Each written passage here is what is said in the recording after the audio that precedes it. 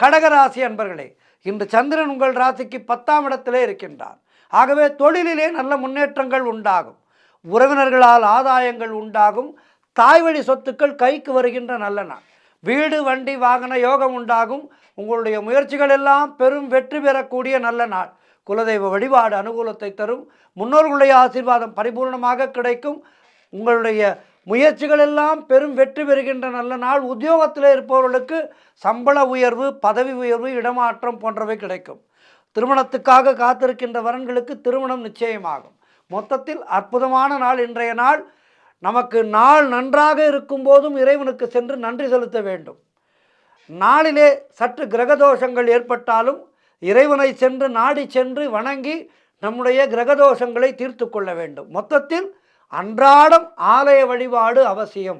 இதனை நாம் மனதிலே நன்கு கருத்திலே கொண்டால் 365 நாட்களும் நமக்கு இனிமையான நாட்களாக அமையும்.